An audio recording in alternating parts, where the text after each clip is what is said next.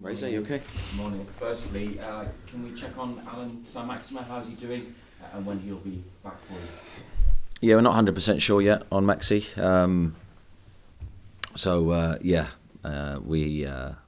We'll wait and see. Has there been a setback?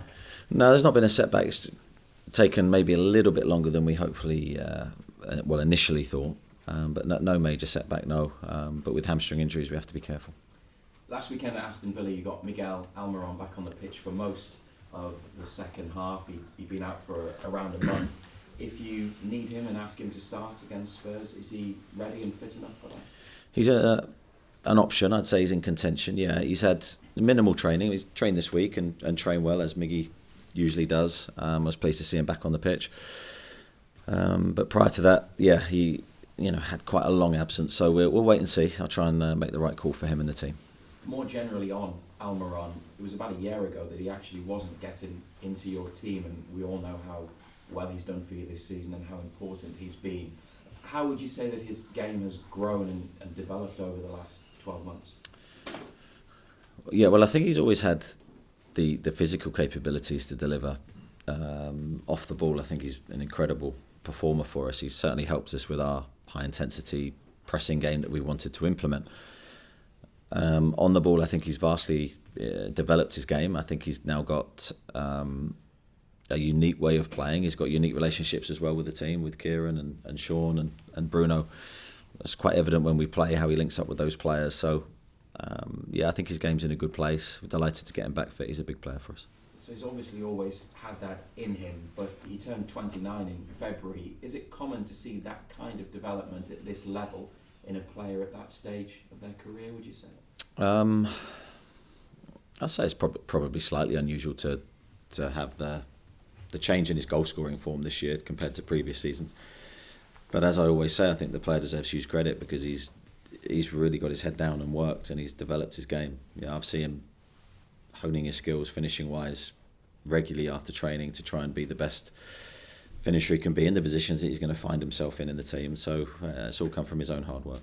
Just before I ask you about Spurs, I wanted to see how Emil Kraft is doing. He's been without him for most of the season because of a serious injury. Where is he in his recovery? Yeah, he's doing well. It was a nasty injury Emil picked up. It was a big blow for us, and still is a big blow. We feel his gap within the squad. But he's doing really well. He's on the grass. He's certainly, from the early times that I saw him move, he's moving now a lot more fluently. You speak to him and he's confident about his recovery. I'm not sure we'll see him at all in the squad before the end of the season. I think we're looking more to next year. But what we do hope is that we can implement him back into training very lightly towards the end of the season. It's a big match on Sunday for you, given your respective positions in the table and what you're hoping to achieve. How crucial do you think it will be towards what you want to do and get back into Europe and hopefully that top four? Yeah, it's a huge game for us. No denying that at this stage of the season with the games running out. We're playing one of our competitors in the league. So, yeah, a big moment in our season. We're pleased to be at home. We hope we can feel the force of the crowd. This week, we certainly need everyone united in the game, which I'm sure we will be. And hopefully we can respond to last week's disappointment. And it's in your hands, isn't it? You're ahead of Spurs in the table. You've got a superior goal difference and a game in hand. Could that be significant over the next 8 matches and next 6 weeks? Yeah, it could be. I think a lot will depend on this week we have coming up, to be honest. We've got obviously Tottenham Sunday and 3-game week. They're huge moments because 9 points to play for and we want to try and maximise that time. So hopefully we can go into the 3-game week in a good place. Thanks. Thank you. Keith, hi Eddie. How confident are you that last week's defeat at Aston Villa was a one-off? Yeah, I'm hopeful. I mean, it was an uncharacteristic performance from us, I think. We, this season, have been so consistent, home and away. I think the players have always, not always won the games, but we've given, we've had certain hallmarks within the team and within the performance that you'd go, that's Newcastle this season. It's always been there. It's probably the first time that we didn't deliver those hallmarks that have brought us all the success we've had. So maybe a good time to regroup and refocus all our energies on our performance with some key games to come. How do you go about putting right what went wrong last week? I think we, as always, the only process I know is to analyse, reflect, go to work, and then try and put it right. And that's what we've done this week. So training's been very good. The attitude of the players has been very good. They've refocused. There's been no fallout from the game. There's been no negative energy lost. It's all been on the next game and making sure we respond in the right way. So I'm confident we'll perform, but we're playing a very good team. You've got the 3-point advantage over Spurs with the game in hand as well. I know you'd never say you play for a draw, but do you look at this and think a draw wouldn't be a bad result? Keith, come on. No, we play to win, and that is a key part of how I believe the game should be played. So home or away, whatever situation, we play to win. And you touched on the crowd a moment ago. Obviously we've seen some amazing fixtures already. The win against Manchester United, the Chelsea win, I think the second leg against Southampton as well. Does this game have the makings of another huge one like that within your season, very similar to those matches? I think a similar feel, and hopefully the crowd will have an impact like they did in those games, because I look back and think back to the Chelsea game, as you say, the Manchester United game, the games in the cup were slightly different, but those huge league games for us, the crowd were magnificent and definitely carried us in certain moments of the game. So it's that kind of game where you're never quite sure it's going to go your way for 90 minutes. There'll be moments in the game where we need to be really strong and compact together, but hopefully the crowd can help. And as a whole, a huge week with 3 matches in 7 days. Do you almost need to bottle what you had in London a fortnight ago, where you went to work that week and came back with the optimum result? Yeah, it was a great week looking back. We gave a lot to that week. It was a lot of physical and mental energy. So yeah, it's a similar type week. We're going to some tough places, some tough games. It'll be a good examination of our credentials, of where we want to be. But we have to focus on Tottenham first, and that's all our energy is going into that game. Spurs have obviously got a couple of world-class strikers in their ranks. The reverse fixture down in London, your defence were phenomenal that day. I think Sven Botman really just kind of came onto the scene for a lot of us that day. How much do you need another performance like that to ensure that you do get the 3 points? Yeah, without a doubt, our back four is going to need to be very good. You look at the quality they have with Kane, Son and other players as well. You know, they've got a strong front line, Richarlison, etc., Danjuma, they're top players. So we need to be at our very best, as always, out of possession, whether that's pressing, whether that's defending, in whichever phase we're in. That day, as you say, quite rightly, I thought our defence performed really, really well, protected our goal very well. We're going to need the same again. Thanks, Ed. Thank you. Thank you. Come on, Eddie. Less than 24 hours, I think it was, after that Aston Villa game, you were out in local football watching the boys. I just wondered, how was it? Did you pick anything up that could help Newcastle United? I'm just trying to think about the game. The Aston Villa one or the one on Sunday? No. You asked me about the one on Sunday, so I'm just trying to rack my brains and remember it. Yes, I don't think I took too much tactically from the game, but it was nice to see local football. It's nice to be out with people, and again, inspired by the passion of kids football in this area. It's incredible. On a serious note, do you kind of treat that as therapeutic almost? 24 hours after such a big game, the disappointment was there for Villa. Is that therapeutic for you to go out and do that? Yeah, I actually have I think I've said many times, I have very few things that do relax me, really, because I think when you're in this kind of job, you're sort of always switched on.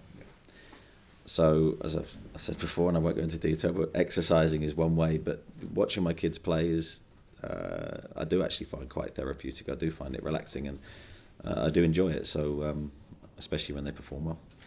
You said you wanted a response to that Villa defeat. On the training ground this week, have you seen that response from the players, not just in how they're playing on the training ground, but mentality and how focused they are and how stung they are from Saturday? Yeah, I've seen a good response. I think when you have a performance in a game like that, sometimes you can, the players, and we can all react in different ways. We've tried to be quite clear on what we want, and I've seen a good response in the sense of no hangover from the game, no emotional reaction, negative emotional reaction to the performance. We hope to see a positive mental reaction, emotional reaction. So I've seen evidence of that in training. Whether that comes through in the game, look, that's slightly unknown at this stage. But training's been good. The lads have been focused, and I think they're ready for what's ahead rather than looking backwards. Looking at it from a positive perspective, Newcastle 4 points better off at this stage of the season than that classic entertainers team all those years ago. Different league now, different times now, but how much does that put into perspective this side's rise in recent months? Yeah, I think it does. The lads have been, bar the Aston Villa game, as I said earlier, I think the lads have been so consistent, and it's such a tough league because you can drop your levels by a couple of percent, as we did at Aston Villa, you get punished. So mentally very strong, really good physical capacity to deliver what we've wanted them to do, and now we have to go again, and we have to go again now at the crucial stage of the season. Opta has the chances of Newcastle making the Champions League at 81.4%. I won't ask you for a percentage, but how do you see it? What chance do Newcastle have of making the Champions League? I've got no idea. I've not looked at all that kind of statistical data. That's not for me to do. What is for me to do is to try and make sure we perform against Tottenham. So all my energy this week's gone onto that. And that is my way of working, and let's see where we end up. Just on Tottenham, how much do the players relish? We've talked about how big an occasion it is, how big a game it is potentially on Sunday. How much do you all relish that big game feel, that big game occasion? Well, I think it's what we crave as professional sports people. You want the big games, you want the big occasions, and you want it to mean something. So we're determined to express ourselves in the best way possible. We want the occasion to galvanise us. We don't want to play with any fear or any restraints. We want to give the best us. Thanks, Eddie. Thank you. Andrew? Eddie, good morning. Good morning. How were you with the players in the immediate aftermath of that in the game? I think I was reflective, really. I think I spoke honestly at the end of the game, and I think honesty is very important, and the players sometimes need to hear that honest opinion of what I think I'd witnessed. There's always a collective responsibility. It's never just about the players. There's always a collective onus. I always want it to be we, not me and the players here, whether we win or whether we lose. So we're in it together. We didn't perform, and now we have to respond. Are you absolutely clear in your mind why the team didn't perform? I don't ever believe there's one reason to anything, whether it's success or disappointment. I believe there's collective reasons, and I think we've analysed those. The Spurs game, would it be fair to characterise it as the most important league game of the season so far, given its timing and where Spurs are in the league? Yeah, I wouldn't have an issue with anyone saying that. I think it is. It's a cliche, but it's our next game, so it is the most important. It's what's ahead of us that's important. It's not what's behind. I think we have risen to these types of games this season. As we said earlier, when we reflect back on certain other key moments of the season, hopefully we can find another gear again. Going back to the Villa game, one reason or one difference was that Sean Longstaff didn't start. Can we assume that he's back fit, and how important is he to the midfield? Yeah, he's over his illness. He's trained well this week. I've always maintained he's a hugely important part of our midfield. Both in and out of possession, he's a very intelligent footballer. So I think a lot of his off-the-ball work probably goes unnoticed, just because he goes about it in an unfussy way. And on the ball, he's got a really good way of keeping the ball for your team, which is an invaluable quality. And he's got an eye for a really progressive pass as well, so he helps us go through opponents' team structures. So, yeah, I really like Sean. Yesterday we learned that 2 more games are being switched, their kickoffs are being switched for live TV broadcasts, which I believe brings the total games this calendar year to 22 out of 25 games will have been switched for live TV. What does that say about the team, the fact that TV companies are backing you in that way? Well, yeah, I think from our perspective, we get used to kicking off at all sorts of different times. It's part of the job. I'm pleased people enjoy watching us play, and I'm pleased that we're playing in these types of games, and we're a team sort of in demand to watch. So that's I think that's reflective, hopefully, of a team that's performing well. St James's Park has been selected as a potential venue for Euro 2028. Do you know of plans to improve the stadium, make any changes that would potentially be in line with that? No, I don't. I'm all for any improvements that we can make to the, as I said, the supporter experience, player experience at St James's Park. No surprise to me that it's been nominated. It's an incredible place to play football. Thanks, Eddie. No problem. Okay, got a written, so we'll do Sundays as well. Start with Damien. Eddie, as a manager of a team that's doing well and not losing many, do those setbacks almost hit you harder as a result of that because they're so infrequent? I'm not sure hit you harder is the right word. I'm not sure. Losing is, I always say, it's a horrible feeling, whether you're feeling it regularly or whether you don't feel it as regularly as that. Every defeat is unique. Every experience you have, whether you're, there's ways to lose, and I think that the optimum way to lose is you perform really well and you're unlucky to experience defeat. I felt against Aston Villa that was probably not the case. We felt we didn't perform and we lost, and that's the worst taste of defeat that you can have. So that's why we're fiercely determined to try and respond this weekend. And is this game in some respects an acid test of how far you've come in terms of where you want to be? These are the games that you're going to have to win to get to where you want to be. Yeah, I do agree with that. I think there's a feeling that these games test you in all sorts of different ways, mentally, physically, technically, tactically. You have to be right, and we're playing against a very good team with dangerous players that can hurt you if you're not right in whatever structure that is. So I think we've responded really well in these games previously this season. I think we've been lifted by the experiences we've had.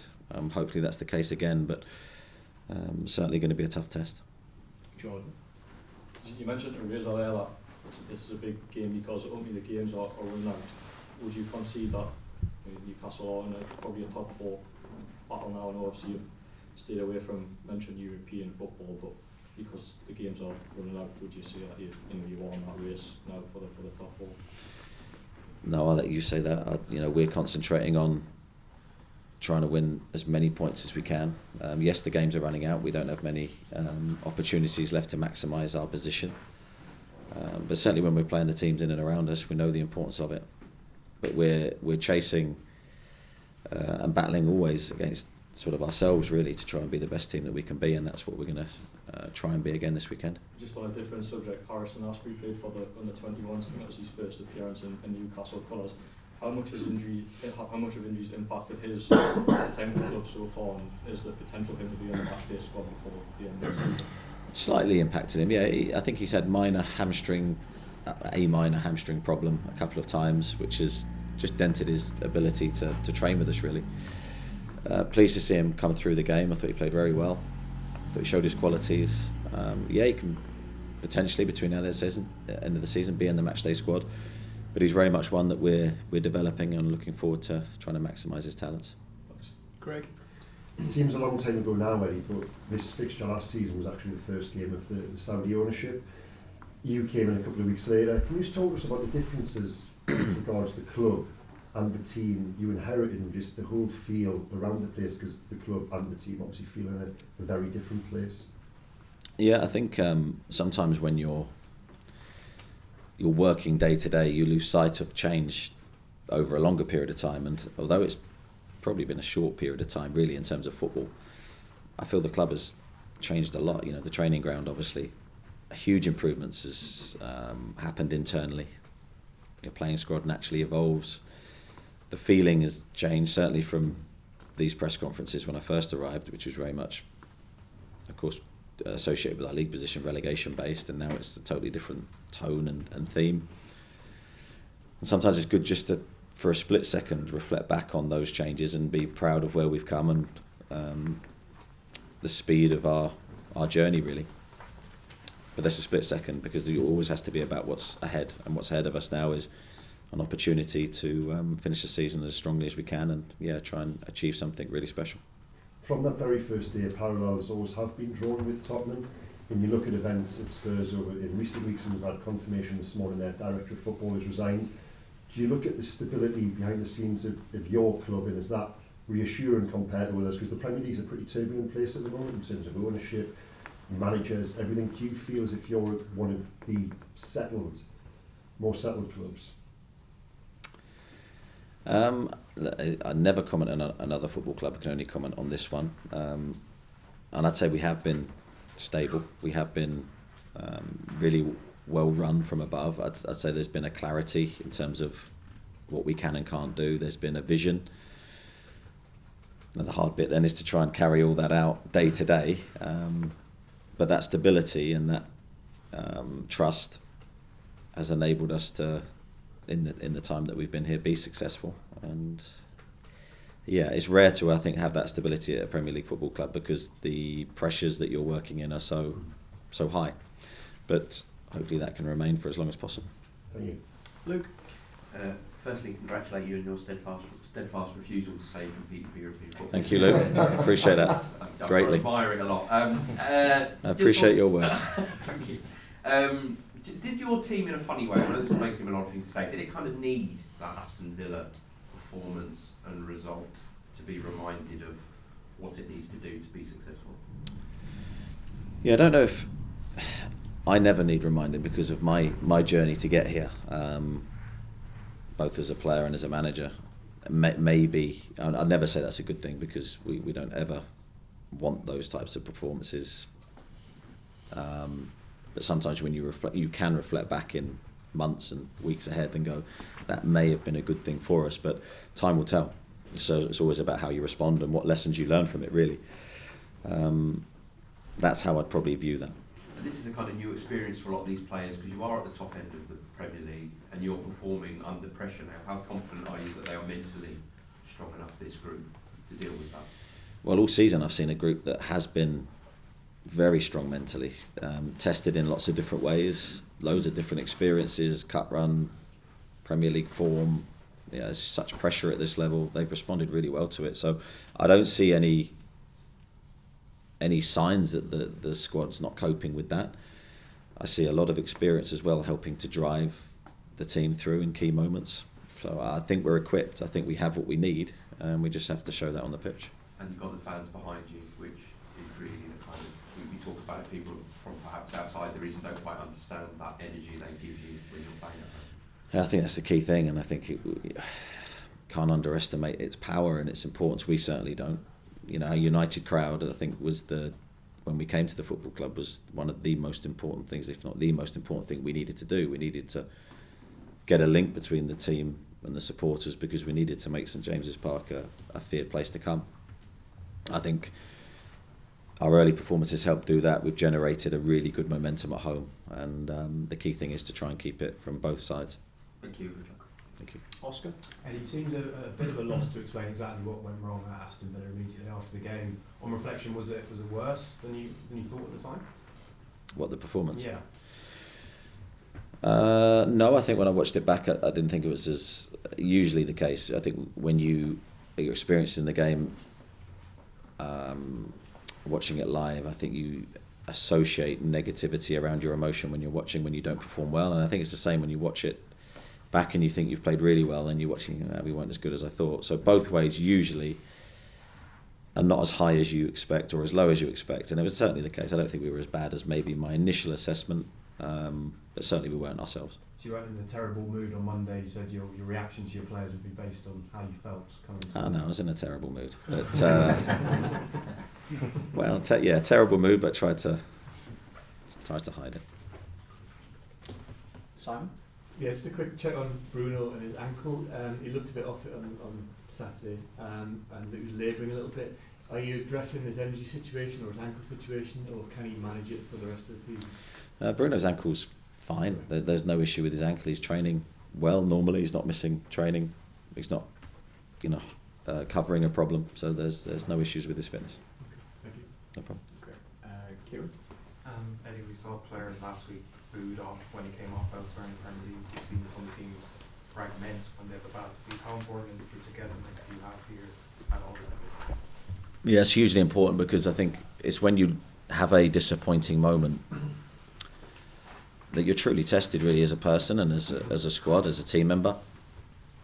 How you react in that moment, you need to, I would say we need to try and act the same way whether we're winning or whether we're losing. Very easy to say, very hard to actually deliver. One of the really important characteristics of our team is I do think there's that support for each other. While you have to recognise if you don't perform at the same time, so you have to be accountable. You have to take constructive criticism in the right way, and then as soon as sort of that you're digesting the defeat, you move on. You have to move on very quickly in football. So by the time we were training again, all the focus was on Tottenham, not on Aston Villa, and I think, touch wood, to this moment we've responded really well. Your record against your fellow competitors has got a lot better this season. Did you take a lot of relief from the reverse fixture in Tottenham? It seemed that was a big moment. Yeah, I think you always take confidence from those types of wins, especially away from home. Gives you even more confidence. I thought we were excellent that day. But that game will mean nothing to this one. This is a totally different... I think we've developed, hopefully, from that day. Tottenham under a different manager now, so I think it's a totally different game, but one we look forward to. Lee? Eddie, a lot of people spoke about the defence after the Villa defeat and said it's time for a change in the defence. What's your view on that? You've already mentioned in the past that you're quite happy with that settled back four. Do you expect that to continue, or is it time for a change, as people have suggested? Well, I think that's a complex answer to that one. I'll always pick a settled defence if I believe that's the best defence to win the next game. I've got no problem changing it. I just don't want to make wholesale changes week in, week out, and then lose the balance and the solidity that a settled back four gives you. So I've got no problem with change. But you have to believe the change is the right thing and the right moment to make that change. This back four, who's played the majority of the season together, have been outstanding for us. Our defensive record is very good. Does one bad day constitute a change? I don't know. I'll have to make that call. Dan Burn obviously has stayed in the team. He's kept people like Jamal Lewis out. He's kept Paul Dummer out. So I guess he's already showed his credentials throughout the season. Yeah, Dan Burn's an incredible player, in my opinion, and an incredible person. And I think what he gives you sometimes you can't measure. They're very similar to Sean. Similar type of qualities that he brings the team. As I say, sometimes not measurable what those types of players can give you, and the strength they can give you in certain moments. So we really value Dan very highly in whatever position he plays, and that his versatility is important for us as well.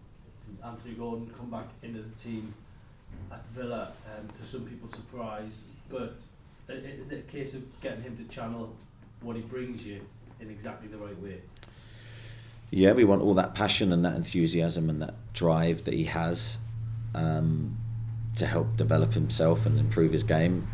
And I'd say for 99% of the time here, that's what he's done. If you see him day to day, he's a great person, driven, as I said, to improve. So he's one of the hardest working members of the squad. He's out working on his game regularly, and he's fiercely determined to do well. So all the qualities of a top player, and for me, he has the ability to be that as well. So he's yet to really display that, I think, here, but I'm sure he will in the future. If you take that spark away from certain players, you're left with half the players sometimes. Is that fair to say? Absolutely right, and you can't change people's characters, and I wouldn't want to. So he's had a half-decent career to this point. So there's loads more to come from him. I'm really excited about him in the Newcastle shirt in the future. And just finally on Spurs, they seem quite rattled. Obviously they've lost the manager, they brought the assistant in, which seems a strange decision. And the chairman there was talking about other teams' spending limits and things like that. They seem very rattled. Can you take advantage of that? Is this a good time to get them when they effectively seem on the ropes? Yeah, well, I don't see that. I see a team full of high-quality international players, very well coached and managed. So we can't underestimate Tottenham for a second. We need to be at our very best, as we were at their stadium earlier in the season. Yeah. Martin? Hi, Andy, just to go back slightly to Craig's point, did you expect such a dramatic turnaround inside 17 months, and what has been the key to achieving that? To be honest, when coming in, I wasn't thinking the future. I was thinking the now, and the now was staying up. So, you look back now with a little bit of length of time, but at the time it was all, can we stay up? That was the brief. That was a clear, defined goal, and we needed to do that before we thought about anything else. So when we achieved that, then right, okay, how can we build a stronger team in the summer. I think our recruitment was really good.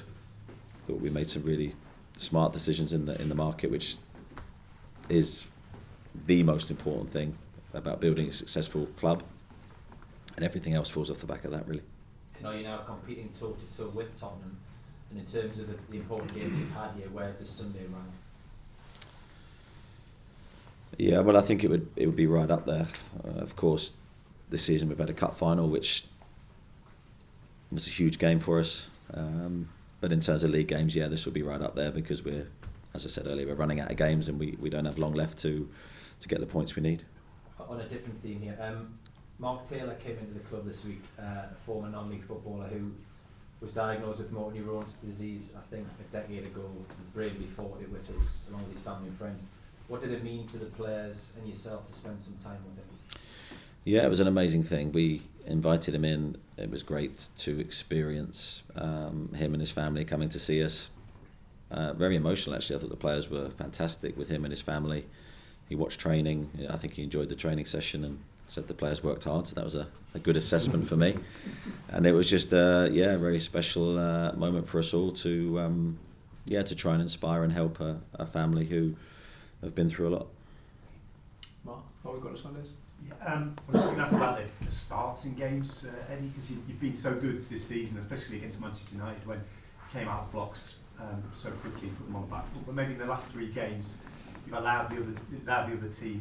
West Ham obviously didn't make the most of it. Brentford did, and Villa did as well. You've allowed them to kind of gain a foothold in the game. Is that something you've addressed, and is it something that it's not typical of your teams this year? Yeah, no, it's a tough one, that, because as you say, we probably let West Ham, well, I say they had the first chance of the game. Bruno's hit the post with a defensive clearance, but we've scored quite early after that. So I'm not sure about that one. Brentford was a tough start to the game for sure. Aston Villa was a tough start to the game. As the home team, you always want to try and imprint the game and give a good account of yourself early in the game to set your marker down. And as the away team, you're determined to do the same. So 2 teams will want the same outcome. What we need to do is make sure we're mentally alert and mentally ready from minute 1, because you might not get a second chance against the top teams. Have you done anything in training? You mentioned about good training. Do you change training? Does it sort of, or is the consistency there, or do you sort of do things that kind of lighten the mood a little bit in the week, or? Well, we're always changing training and trying to keep it fresh for the players. We're not a staff that try to repeat. We have our core sessions that we really believe in, but we're always trying to freshly stimulate and energise the squad, and it's no different this week. Miles, sorry, quickly. Yeah, any fresh injury concerns from the Villa game? Off the top of my head, no, I don't think so. And is Sam Maximin back in the country, and how is he? No, he's not back in the country yet. We will see him very early next week. Okay, Sundays. He's okay. Maxi's fine.